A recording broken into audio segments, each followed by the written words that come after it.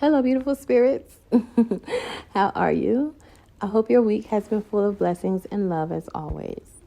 Today, I want to talk about one of the 7 ways trapped emotions affect happiness, which is trapped emotions lead to stress buildup. Trapped emotions, y'all. Okay, so trapped emotions don't ever depart on their own. They just build up and reside there, festering and poaching inside of us.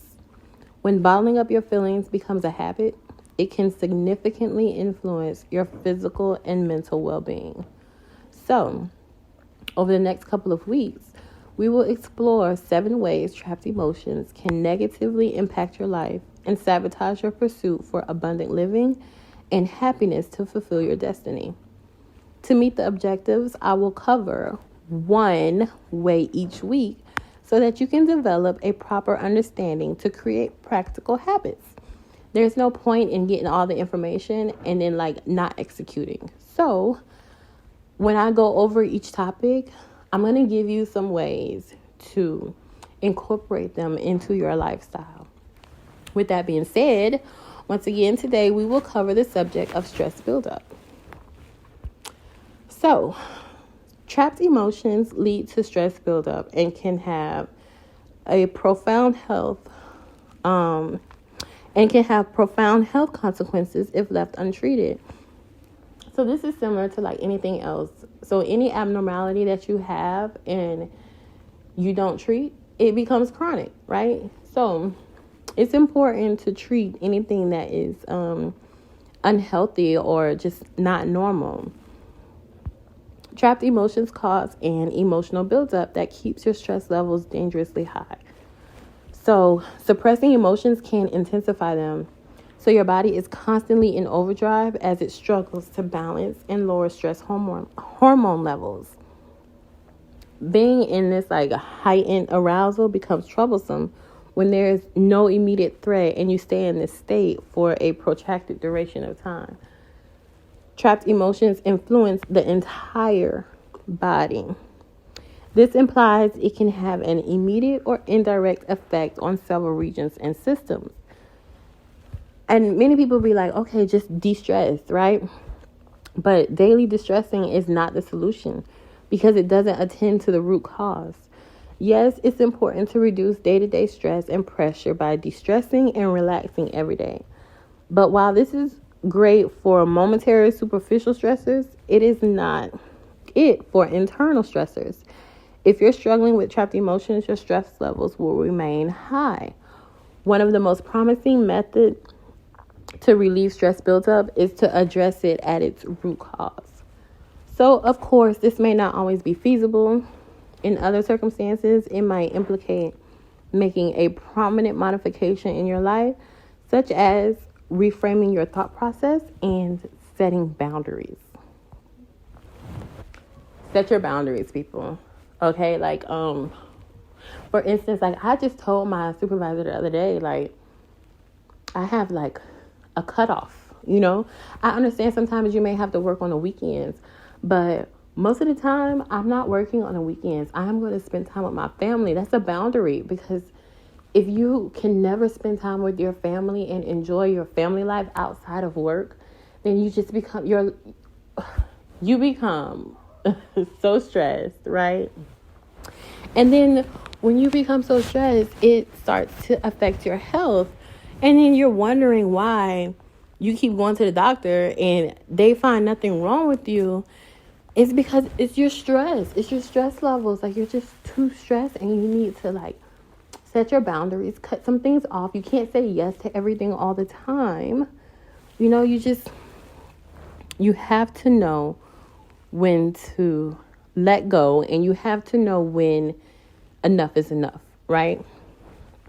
So, if you cannot always govern the basis of your ongoing stress, you can handle the ways that you respond and cope.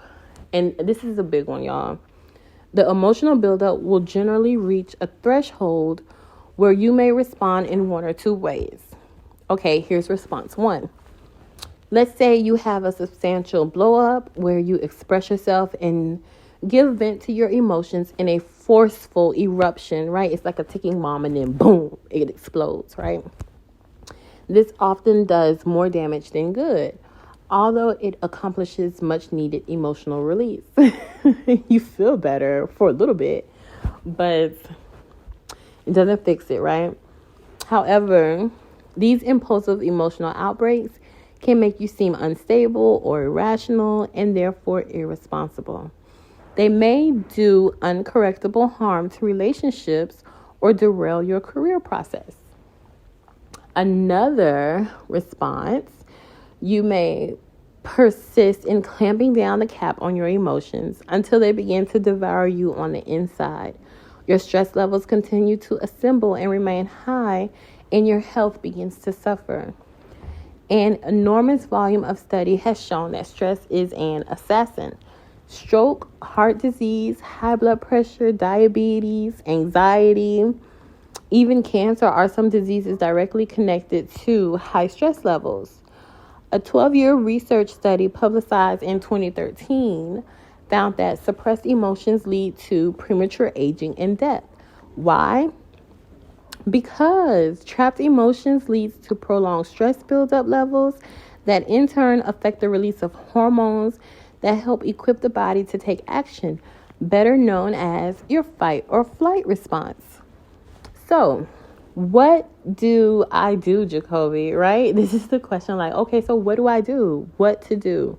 Start rehearsing by venting your anger, one of the most significant emotional stressors. The key here is to do it rationally and calmly by expressing your feelings.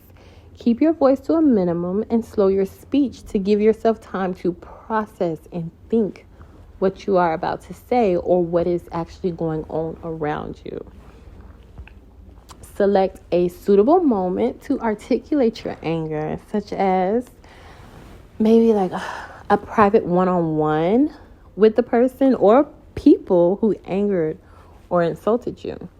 A few calm, well-chosen words will work much, much better than an angry, offensive rant and accomplish the objective without escalating the condition. Here are some suggestions for wording you could use, right? So maybe like, here's one. Do you know what you just spoke was offensive? I don't appreciate it and it makes me angry. Or, I'm infuriated about the way you conducted yourself yesterday. It embarrassed and hurt me. Or you may say, I think that was uncalled for. I feel very hurt and upset. You can also articulate your emotions in writing through a short text message or email.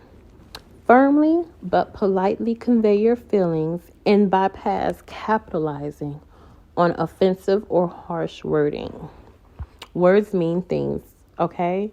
Please understand that words mean things.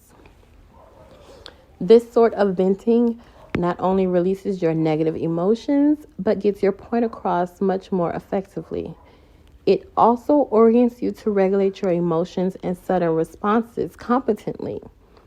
You'll feel much better about yourself for having handled the circumstances proactively and positively. While you may not be capable of entirely eradicating various types of stress buildup, learning how to manage it effectively can support the protection of both your physical and mental well-being. Placing these techniques into practice today, and over time, you will produce incredible self-control and the proficiency to express your emotions calmly and politely. It's a remarkably empowering way to express feelings, and it's a win-win every time. So to close this out, the scripture I leave with you to meditate on is Proverbs 16, specifically verse 32. Better a patient person than a warrior, one with self-control than one who takes a city. Y'all, victory over self is the toughest of all achievements. I believe this verse concerns one who can suppress their emotions, suppress their actions and stressors. The mastery of ourselves and our own unruly emphasis mandates more true behavior and a more endless, persistent, constant, and routine management than the obtaining of a success over the pressures of life. So, y'all, I truly think it is so important for you to manage your emotions, manage your stress that you allow into your life, and to set your boundaries, because trapped emotions and just holding on to your feelings and not releasing them leads to stress buildup, which is a part of setting your boundaries, and it's a part of managing your emotions and governing yourself. Well, the little one is calling, so I shall talk to y'all later.